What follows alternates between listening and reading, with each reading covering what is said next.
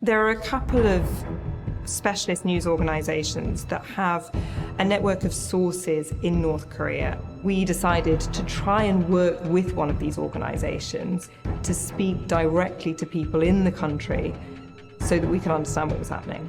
North Korea is a place shrouded in secrecy, mystery, and isolation. Nearly every element of its residents' lives is strictly regulated. It has a distinctive reputation for its laws and peculiar occurrences, being both a city of puzzling lifestyles and a city of variety in disguise. We'll explore strange stuff found only in North Korea in this video. Number 1. The cult of personality and the eternal leaders. Without first paying respect to a great nation's beginning, we cannot delve into its dark mysteries. The center of authority in North Korea is the cult of personality and immortal leaders. You heard correctly. The only things that matter to North Koreans are the rules and the control of a single family. The nation was founded and its own laws were established by the Kim family, of which Kim Il-sung is a member, and Kim II sang in 1948. Although North Korea claims to be a democratic nation and to hold elections every 5 years, it actually doesn't. What about choosing one person to vote for who is democratic? Crazy, huh? Let's see then. Why North Koreans are adamant about keeping the Kim family together. Let's examine the cult's historical origins, its operating principles, the effects it has on society, and the ramifications for North Korea's political system and global connections. The glorifying and deification of its leaders, Kim Il-sung and his son Keon-il, is at the center of the North Korean cult of personality. Showing due respect to Korea's enduring leaders, Kim Il-sung's rule helped to shape the cult in considerable part. Kim Il-sung elevated himself to a godlike stature by using propaganda, art, and the media to represent himself as a kind and powerful leader. As a result, the populace was fervently obedient to him since he assumed the status of a god for them. Even the UK adopted his birth year as the first day of the calendar, symbolizing the nation's self-reliance ideology. North Korea celebrates this occasion the most, and there are many fireworks and parties. There were various uses for the personality cult. First, through encouraging loyalty and fear, it consolidated the leader's hold on authority. Every attempt to contest the authority of the leader was resolutely quashed. Only obey and follow the rules. Also, the cult frequently credits the leader's wisdom and leadership for all of the nation's accomplishments and successes. Number 2. No religion. This is completely expected, especially in a country where the rulers are revered as deities. Why do they require a different god? It is well known that Kang Bangkok, the mother of Kim's second son, was a Christian before Kim came into complete power in 1948. He also acknowledged that as a youngster, he went to church but disliked it. Maybe because of the philosophy of juice, which encourages self-reliance and the cult of personality that surrounds the ruling Kim family, he made sure that no one in North Korea ever became bored like he did. Any sort of organized religion is discouraged by the government, and those who follow their religion are subject to severe repression. The Kim Il-sung and Kim Jong-il system exclusively fosters a personality cult centered on its two most adored leaders, who are treated almost like gods. People are obligated to take part in a variety of rituals and ceremonies honoring the rulers, and anyone found to be showing contempt or a lack of dedication faces severe penalties. Even though certain religious organizations are technically real but little known to people outside their walls, they are closely regulated and run under the rigorous control of the state. But Christianity is forbidden, and anyone seen practicing it will face harsh punishment. This is due to the fact that it is linked to foreign influence and viewed as a possible danger to the regime's hold on power.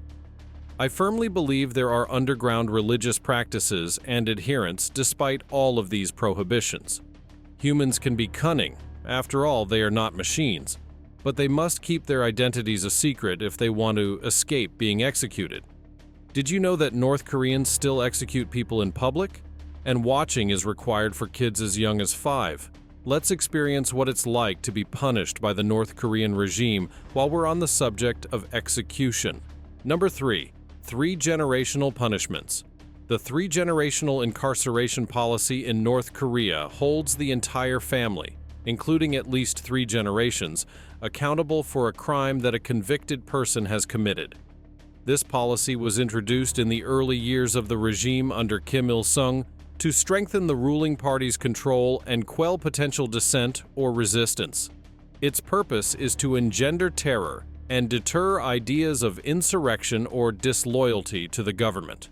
In addition to facing harsh punishment, those accused of a political crime or designated as enemies of the state may also face incarceration, forced labor, or exile to remote places, along with their parents, children, and grandchildren. The dictatorship seeks to weed out any possible opposition by holding many generations accountable, allowing no room for dissension to develop within families. This policy instills fear, discourages people from voicing opposing opinions, and lacks freedom of speech in theory. This policy has received the most criticism from the international community and human rights organizations for its disrespect for due process and violation of individual rights. It has led to incalculable pain and sorrow for countless innocent people and their families under the repressive North Korean regime. Despite this, North Korea has not paid attention to the opinions of others on the matter. Number 4. Fake cities. Due to North Korea's secrecy, artificial cities like Cheondong and Kaesondong have been built in an effort to fool outsiders and neighboring South Korea by portraying a false sense of wealth and growth. The Kaesong industrial area, which is close to the nation's border with South Korea, is where these fictitious cities are situated. While some say that the major purpose of these facades is to provide the appearance of strength, others contend that the buildings lack glass windows and may have been staged without actual occupants. Some contend that they serve to distract from the nation's social and economic issues, such as the pervasive poverty, food shortages, and restricted access to essentials. The reality of these bogus cities is nevertheless difficult to ascertain despite these worries. It is difficult to independently verify information regarding these urban facades because foreign media and tourists are rigorously forbidden from approaching these locations. It is challenging to objectively confirm the material around these fictitious cities due to the country's restricted access and secretive leadership. Despite these difficulties, North Korea nevertheless works hard to uphold its reputation as a strong country and utopian society. Number 5. Prohibition of blue jeans and Western clothing.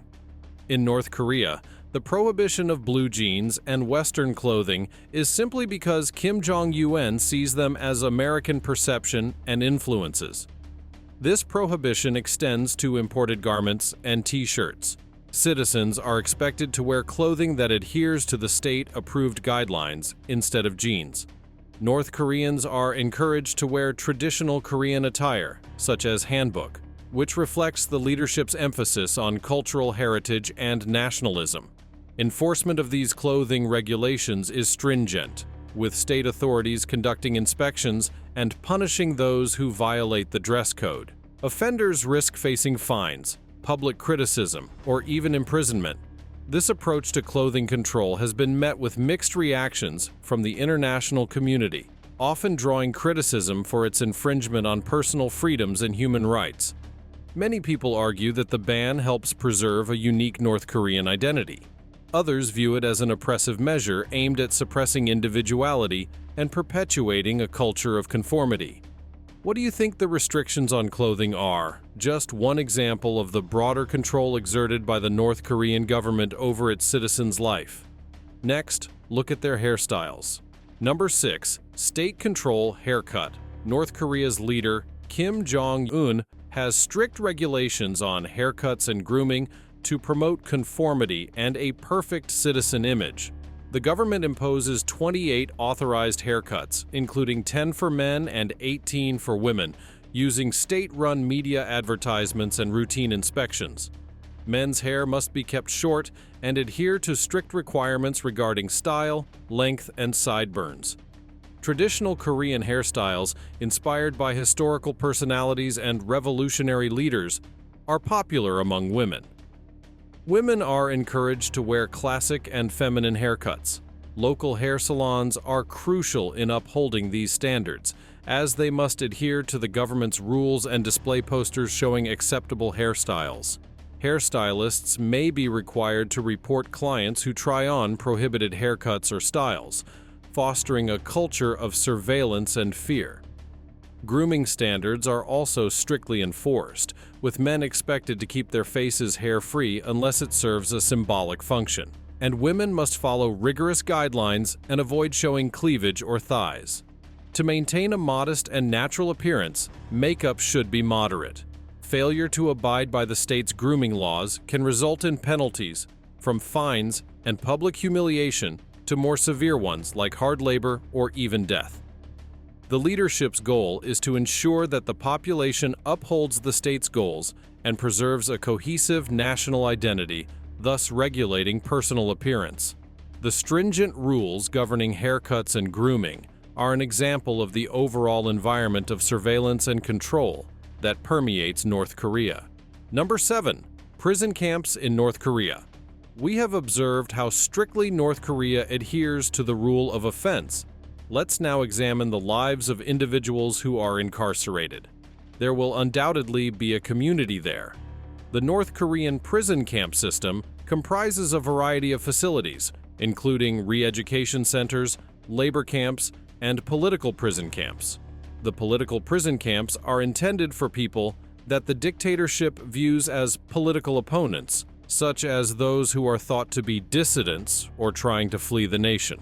The treatment of captives in these camps is abhorrent. They frequently endure forced labor. This is done to heighten the environment of dread and control even further. Also, there is intense surveillance to quell any dissent within the camp. The labor camps are a different category of detention centers that house people who are regarded as criminals by North Korean norms, frequently for offenses like smuggling or unlawful border crossing. These camps are frequently utilized for forced labor, with captives compelled to perform grueling tasks without adequate compensation or relaxation.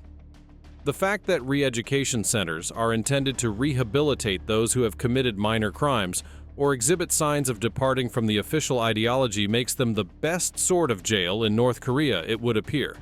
It's almost as if you might have a mental illness and require urgent psychological care if you decide to wear your hair longer than usual and stick with it. To ensure adherence to the dictatorship and eradicate any potential challenges to its authority, these centers use psychological and ideological brainwashing techniques. This type of punishment is unquestionably superior to the others. Do they actually utilize it, though? Number 8. Dating in North Korea. Let's now examine North Koreans' love lives. What you are going to learn will astound you. North Koreans have a completely different dating culture than what you may imagine. Other than walking on the stress with their hands in their pockets, they don't go to the movies together or engage in any other type of courting activity. And as usual, the distinctive social and political environment of the nation has a significant impact on their love lives. The North Korean government imposes strict restrictions on all forms of interpersonal interaction, including romantic relationships. There is no official courtship or permitted public demonstrations of affection. People are frequently wary of indulging in romantic behaviors because of the possibility of being watched and the threat of punishment because social gatherings are constantly monitored. The majority of North Koreans use conventional matchmaking and arranged marriages, taking into account social class and degree of allegiance to the government. Cross-country relationships are discouraged because the regime sees them as a possible security concern. In light of the regime's emphasis on upholding rigid social order and ideological conformity, dating in North Korea is still difficult and under severe surveillance. Number 9. No use of contraceptives in sanitariums. You've been forewarned that this section will make spiders scurry. Despite the fact that sanitary pads were created in 1888, women in North Korea still don't know what they are and have never seen one. Yet given how shrouded in secrecy the nation is, a lot may have changed. Yet based on prior information from women who had the good fortune to live in the country, they described how old clothing and towels were frequently used, washed, and then reused the following month. This bothers me so much, and I think it to be terribly unclean. The era of prosperity is over. Women ought to have the freedom to feel secure and clean. Number 10. The Rayang Hotel. Although it only exists in North Korea, this hostel is among the biggest in the entire globe. Large and intimidating, the Rayang Hotel in Pyongyang, North Korea, has come to represent the skyline of the city. One of the tallest vacant buildings in the world, it is almost 330 meters tall and has 105 stores. The Hotel of Doom's construction stalled for years due to financial problems when it started in 1987, garnering it the moniker. Its unusual shape has 3 wings that slope higher, resembling a towering cone or a tiered pyramid. The exterior has a remarkably contemporary aspect thanks to its glass and concrete cladding. The hotel had various renovations, including the installation of LED lighting, which illuminates the building at night, despite decades of stagnant advancement. The Rayang Hotel's interior is still mostly a mystery, and there isn't much public knowledge about it. It is a mysterious and contentious landmark that represents North Korea's government's ambitious architectural endeavors, although it has never been used or visited.